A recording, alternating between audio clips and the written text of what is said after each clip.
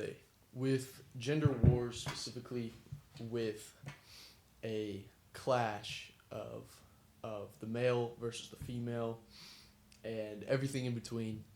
Um, and this isn't necessarily a new problem to Gen Z, but the way that Gen Z is going about it is very unique and specific to this group, this new generation of people we have from that like 13 to 25 range of this new young generation that is just now starting to influence American politics and is just now starting to influence this American political sphere and is going about it in a very unique way.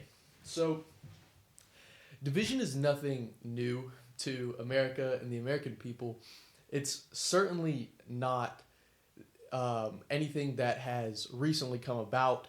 There's kind of this idea floating around that the division that we have now is worse than it's ever been, and it's so unique. And we've never had these like no kings protests in our time, where we've had large protests calling the president a king. But a lot of people don't know. Actually, the idea of a no kings protest came all the way back from Jacksonian America, where people were protesting that Andrew Jackson was a king, and they had no kings protests as far back as the 1800s, which 200 years ago, and we're calling it a new thing. But there is a kind of uniqueness in this new conflict between male and female in modern America. And I have never seen political differences as specifically attributed to the male and female sex as in 2025. So, what I kind of want to talk about today is, first of all, why is it so specific in Gen Z? How is it affecting Gen Z? And how can we go about not continuing this cycle of division? Because obviously, nobody thinks division's a good thing. Nobody thinks that men and women having this constant conflict is a good thing. And so, obviously, we want to try and get some way to get around it. So I'm kind of going to share how I think is the most effective way to go about it, but also in your personal life, what is the most effective way to combat this division? So we're going to start by talking about, like, where does this division actually come from? What is it? And I have observed over the past few years that there is a specific attribution of feminine qualities to the left and a very specific attribution of masculine qualities to the right on the political spectrum, on the political sphere, if you will, the political circle. And it's interesting because you look through the past, you look through, this pendulum swing of society from left-leaning ideals, from political relativity, from activism, to conservatism, to this idea of objective morality. And we're going to get into that morality stuff in a second, but I've never seen it so attributed, at least through my studying, to inherently male and female qualities. There's almost a stereotype of left-leaning women and men, because there are left-leaning men, but there's almost a stereotype to these left-leaning and liberal men and women that, they're overly empathetic and caring to their own destruction and putting other people other than America first. It's often seen as soft. It's often seen as this left-leaning idealism is attributed to skinny men who don't stand up for themselves and have these very effeminate qualities, and very often attributed to women, which I find very interesting. And on the other side of the spectrum, the right is very attributed to these Joe Rogan-esque figures, these muscle-headed, meat-headed men who don't think about anyone but themselves, and their main point is to be the strongest that it possibly can be for America, sometimes for white people first. It's this idea of the far right that is non-inclusive, is very, United States first, is very testosterone-fueled, and run their head into the wall until they make stuff work. Pull up their bootstraps kind of people. It's a bit strange how these qualities are directly attributed to each side of the political spectrum, even when these ideas that they represent on each side of this political spectrum aren't necessarily inherently feminine or masculine. And I've seen a kind of political division between male and female that I have not observed throughout my study of history in anywhere other than maybe um, like suffrage and prohibition are really the only two examples I could think of where men and women have been so completely divided over these topics, over these issues, over this political idealism. And I would honestly argue that the gap is widening faster than it's getting closer, as we've seen young men increasingly, and especially in Gen Z, increasingly convert to these more liturgical religions. A lot of young Muslim men, a lot of young Catholic and Orthodox Christian men, a lot of young Protestant men who are specifically becoming Reformed Protestants because they feel a more solid, a more structure, a more. You often see with these men that they crave a more solid, a more grounded, a more rooted belief system that's more objective and less based on feelings and the way that the world works. It's less based on their experiences and more so based on an objective, overarching ideal, set of ideals and set of thoughts that control their lives, regardless of the circumstances and regardless of what happens to them or what they do or all of these external factors. The core ideas of their life remain the same, and I think that's really important. And then on the other side, we see women, and specifically men with more effeminate features that are increasingly turning more and more to this subjective morality that your experiences, your lived life, your what has happened to you affects more of your reality. The reality is more in the conscious of the person perceiving it than what is actually around them. And I found that as these ideals, systems, and these worldviews are more and more accepted by each group, they clash. Because objective morality and subjective morality cannot exist together. They just can't. And as a man myself, I can say honestly, as I've been more and more in the real world and more have more and more lived experiences, I've tended to gravitate towards more objective, towards more orthodox, if you will, um, towards more unchanging belief systems. And I've found that a lot of my female friends have gravitated more and more towards these more charismatic versions of Christianity, for my female Christian friends, towards sometimes deconstructing from Christianity entirely and becoming atheist or agnostic, and starting to gravitate more towards an idealized structure of existence, of reality that is more dependent on empathy and their life decisions and things that have happened to them than any sort of objective or unchanging reality. And I say this not to try and convince you of either one, but to more so show that there is going to be naturally some bias in what I say because I gravitate towards one side. I'm raised in North Georgia. I'm traditionally more conservative. I am Christian. So I say this more so to let you know that I will have some bias, but still hear me out of what I'm trying to say because I feel that there is a collective conclusion that we can come to. So now that we've identified that there is an issue and there is a divide and how these two sides have clashed, let's talk a little bit about how this came to be. And I would argue that the main reason for the upcoming of this contention has been primarily a pendulum shift. It's been a pendulum swing. And in history, traditionally, you see, especially in American history, that the pendulum swings from one side to the other on these topics of objective versus subjective morality, conservatism versus liberalism, and kind of these ideas of how we progress as a society.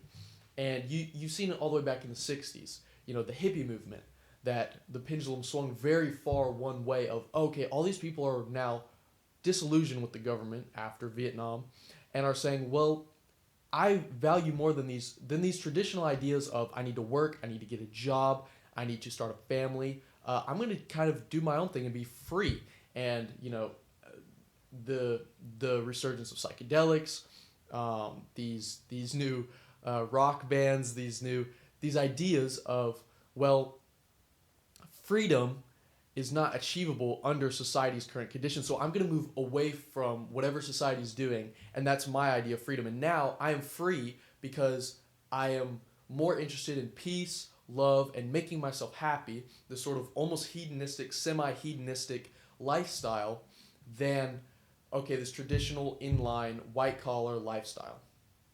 And it kind of shifted. And then after that, you see a shift back with the Jesus Revolution to an albeit more charismatic version of Christianity, where all these people are realizing, oh wait, this hedonism isn't fulfilling me, and I don't necessarily want to go back to my corporate 9-to-5 America with this government that's exploiting me, but I still want to have some set of objective morality. And this happened especially in that new young group. And what I think is interesting is that these sort of rebellion and then back to conservative ideas were not attributed specifically to male or female. It wasn't masculine or feminine to be a hippie. And it also wasn't masculine or feminine to come back to Christianity. And you see the same thing in the 2000s and the 2010s, where these new punk rock groups come out, this new metal, this new idea of rebellion, of all of this more flamboyant. I'm gonna push against the system. I hate the system. The system and society is trying to crush us and push us down. And reality is whatever you think it is. We don't care what you believe as long as you're pushing against these pigs in government. And there's a lot of reasons of why this came about, but more importantly, the thing is, you didn't have to be male or female to be a punk rocker or to be rebellious or go against the system. It wasn't something attributed to male or female. It was just both sides coming together to say we are disillusioned with the system. Now fast forward 2015, 2016, 2020. You see, oh wait, I don't like what the government's doing. I don't like this policy, and I don't like my parents' idea of objective morality. So the pendulum starts to swing towards this LGBTQ idealism of gender is a very subjective thing, of now sexuality is a subjective thing, and your reality is whatever you make it, not necessarily what is observable and what is scientific. It is now more experiential based, and we see the pendulum swing that way. And I would argue from 2015 to around 2021 that this idea was not linked to a specific gender. This pendulum swing back to a more subjective, to a more progressive, to a more feelings-based, experiential-based, emotionally-based set of ideals was not specifically male or female. Although you can argue it was spearheaded by a primarily female group, it was not inherently attributed to feminine attributes. And now the pendulum has started to swing back through 2021 to 2025 as Gen Z has become a significant portion of the voting populace. We've seen in this most recent election that Gen Z, this is the first election that Gen Z has specifically had a large influence on. I would argue that it's the first one that Gen Z has been a very important and crucial voting group, that the pendulum has started to swing back. And you can see that with President Donald Trump being elected into office. And I would even argue you see it even more as young Republicans have started to become disillusioned with the Republican Party. And young men are going further and further right, even further than where Donald Trump is right now, and said, hey, the Republican Party's not doing what we voted for. It's only been a few months in, and they haven't done a single thing that we voted for. And you see these older male and female voters who did vote for Trump saying, okay, well, he's doing good, he's doing this, he's doing that. But we see these younger voters saying, wait, the Republican Party's not doing what I voted for. The government has not done anything that's benefited me. I guarantee you, if you go to a I'm almost willing to guarantee you, if you go to a college campus and talk to young men about where their political ideals are, they would say, well, I'm right-leaning, but not necessarily Republican. Because a lot of these young men are very frustrated with how the government has treated them. almost in the same way that the hippies were frustrated with how the government society has treated them, almost as frustrated as how the rock and metal and punk and emo scene was disillusioned with how government and society was. You see these young men saying, "Hey, I'm disillusioned with it." However, there's not necessarily a pendulum swing entirely, because we see as through the hippie movement, through the 2000s and 2010s, that the pendulum is specifically swinging one way. However, we see this progressive movement from 2015 up to 2020 and 2021 even isn't necessarily backing down or compromising on these ideals that they'd established. And so as more and more young men join Christianity, specifically the Reformed Catholic and Orthodox Church, which is statistically happening, the number of men converting to Christianity, especially these more liturgical Christianity groups, is significantly outpacing the number of women. And it's so fascinating to me specifically why women specifically and men with more effeminate features and more effeminate mannerisms are not compromising on these progressive and subjective reality and empathetic worldview ideas, are not compromising. Despite a significant swing in young men becoming more and more and more and more right-leaning, the women are not.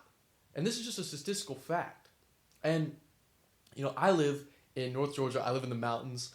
You would think that it would be a mostly conservative area, and by and large it is, especially in the older population. However, in the younger population, I can almost guarantee you, if I went around a college campus in North Georgia and I started talking to young men and I said, "Hey, where do you align politically?" Almost all of them, I would argue 90 to 95%, would say right-leaning, especially far right-leaning. However, if I talk to women, almost 90 to 95% of them would say left-leaning to at least moderate.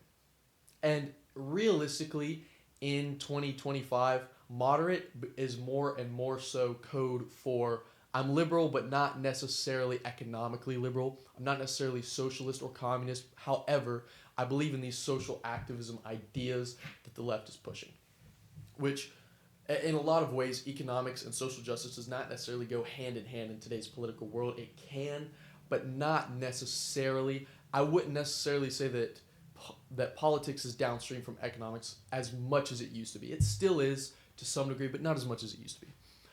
So with that out of the way, we've kind of established that, these young men have wanted something stronger to rely on, a rock in the kind of messed up world that the last generation has left for us. Because I'll be real, I'm sorry if you are someone who's a baby boomer or Gen X or even an older millennial, but realistically, the world has been set up for failure for a lot of Gen Z kids, and you'll hear older people a lot of times say, "This new generation is soft. This new generation is whatever." It's like, no. The price of living has increased so significantly compared to the average income that these older generations have made the new America not unlivable, but extremely difficult to thrive in and extremely difficult to achieve the American dream in if your parents are not already well off.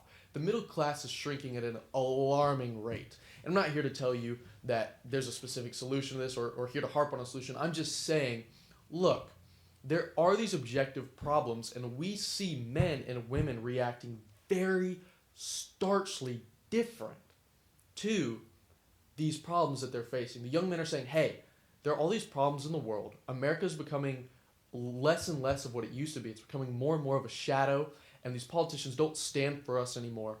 So what am I going to do? I'm going to find a God to lean on. I'm going to find an objective morality system to lean on, and I'm going to be a little bit harsher to the world. I'm going to be a little bit less empathetic because the world hasn't given anything to me. So look, I need something strong to stand on. I need something to believe in. I need something to get me through my day.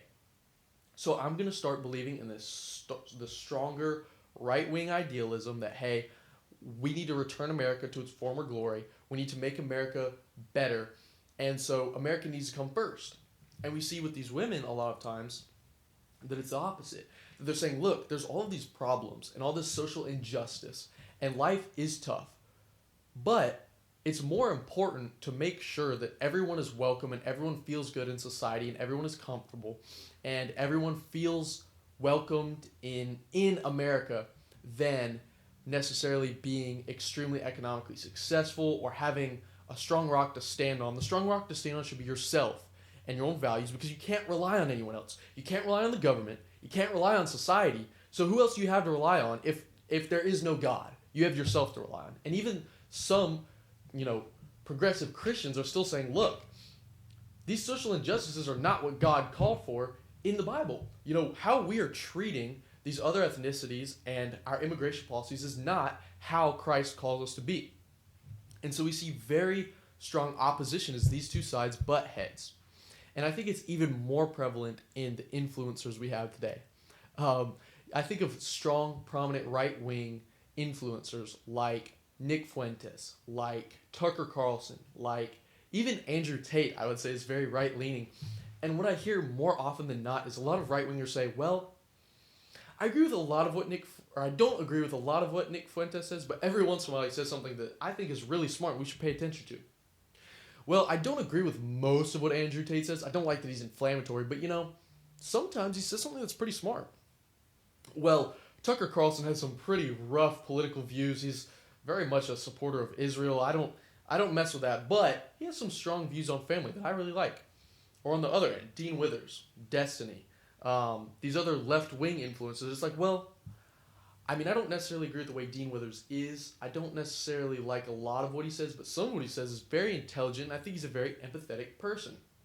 Same with Destiny. Destiny is taking down the institutionalized left and making a real world for these left-wingers. Hassan Piker is, not necessarily caving. He's not caving to this overarching liberal narrative, and he's paving a way for us new Gen Z young liberal voters to actually vote for what we really believe in.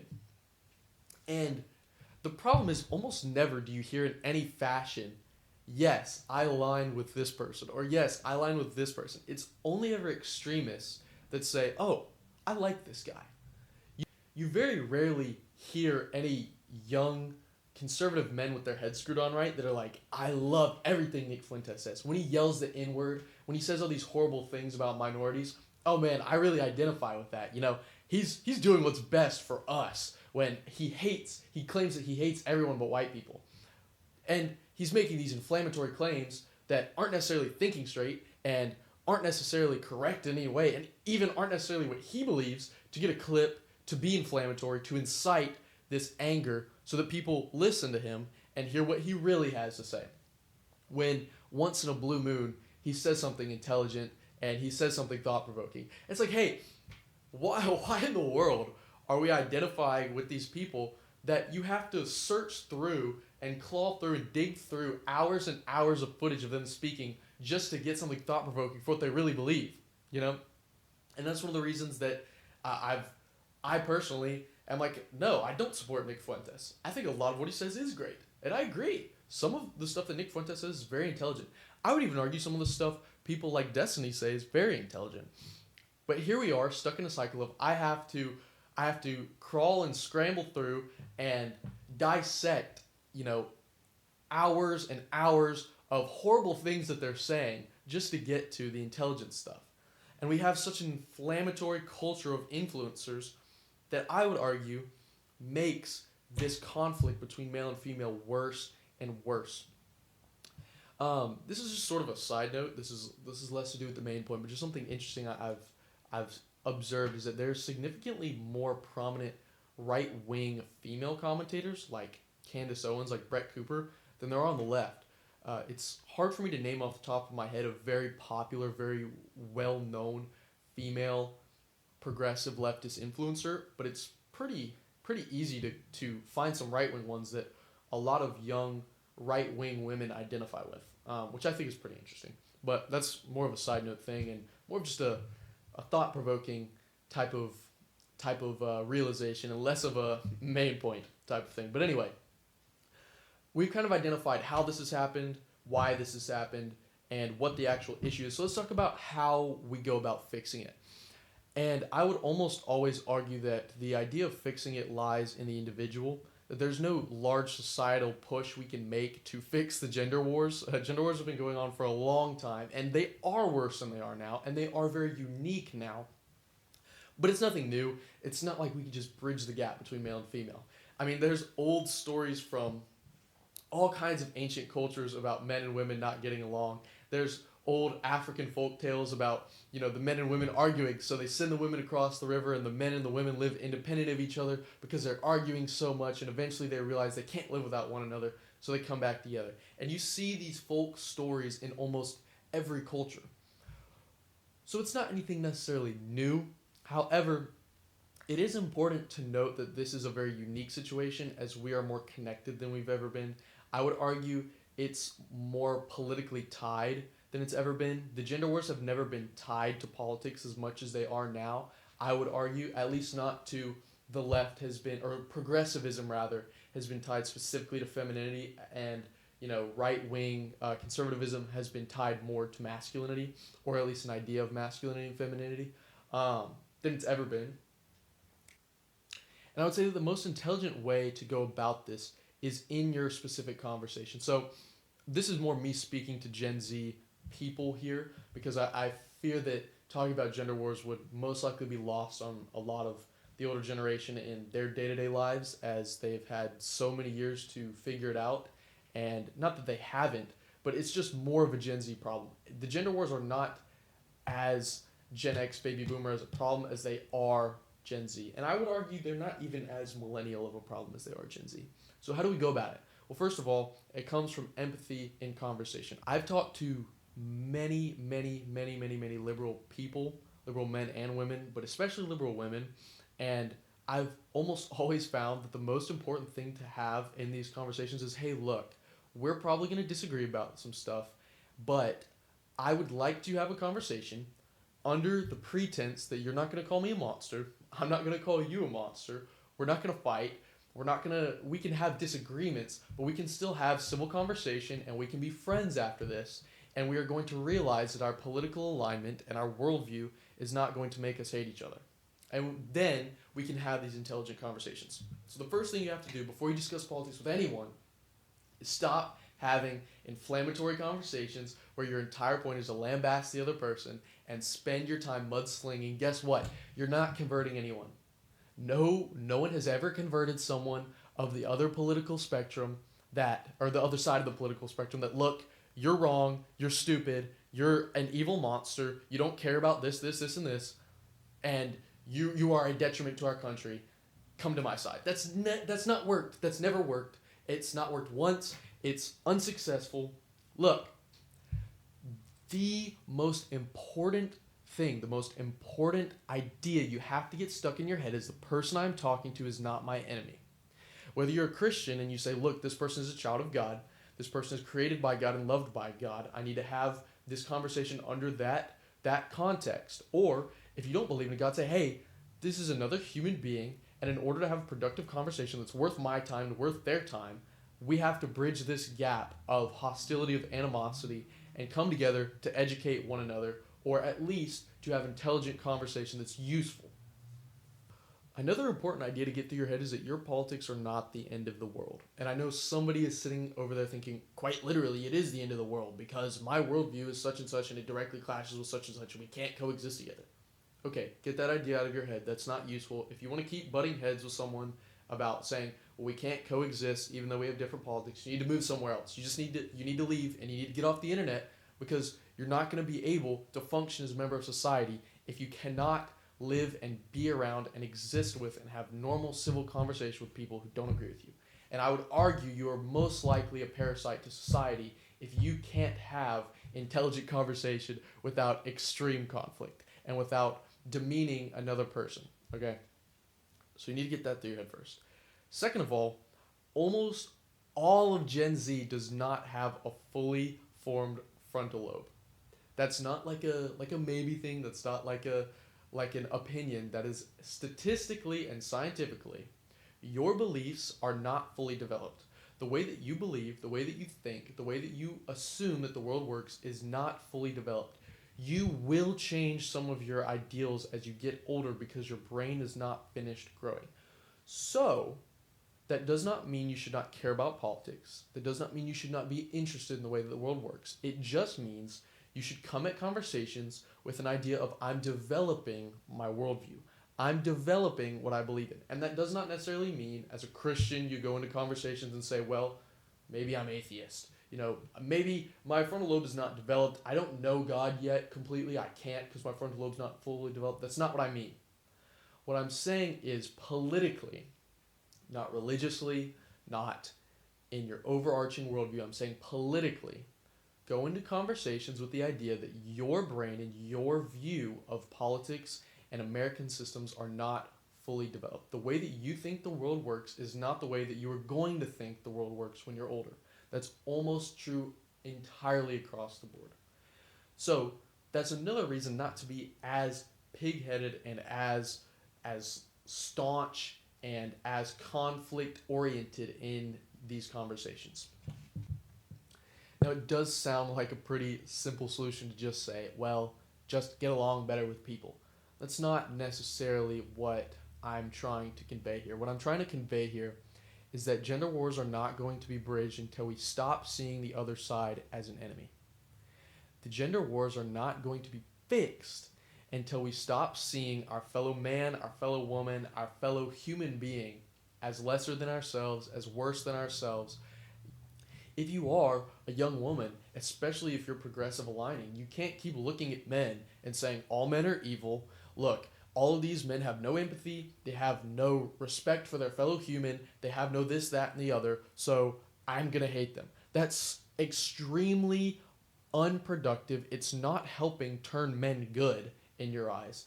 And on the same side, on the male side of the spectrum, you can't keep looking at women and being like, oh, they're soft, they're too empathetic, they don't stand for anything, women need to shut up and get back in the kitchen because they shouldn't be in career fields, they're not smart enough to be in politics.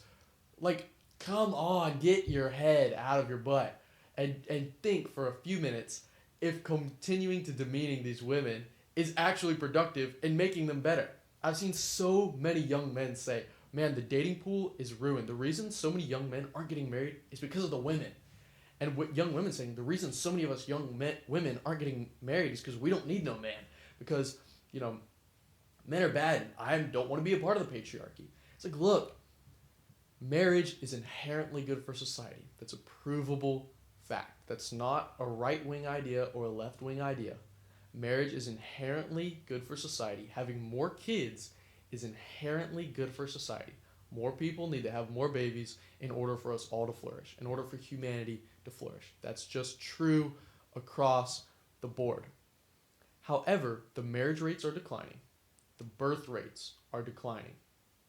The rates of people who are happy into their older years are declining. We have a suicide epidemic. And I would argue that a significant amount of these problems are specifically because of this gender war that we have between male and female. Women are made to feel like less by men, and men are made to feel like less by women. And the only way we can stop this is to stop looking at our fellow man or woman as less than ourselves. Stop looking at each other as this or that or the other or preconceived notions and have intelligent conversations with the idea that our political beliefs are not fully developed and that our ideals are not fully understood by ourselves, and say, hey, we don't want to keep repeating the same mistakes the past generations have made. And we don't want to, as a society, collapse because we can't stop fighting with one another. We can't stop this conflict. And come together and say, hey, women have these differences, men have these differences. We are very much in society right now ingrained in these different political ideals. So how do we come together and not necessarily all of the men become left-leaning or all the women become right-leaning or everyone becomes moderate, but how do we coexist as human beings? How do I live alongside a more empathetic, subjective, this and that and the other? Or how do I live alongside a more objective and less experiential and less empathetic group of people? How do we coexist with one another? And how do we bridge the gap? And those conversations need to be had peaceably where the two parties can have these conversations, still be friends after, not keep sending each other death threats, not keep killing political figures, not keep doing this, that, and the other, and isolating ourselves and making angry posts about it on social media, but how do we talk face to face with one another in an intelligent, productive, and kind way. Thank you for listening. God bless, and I hope you have a wonderful day.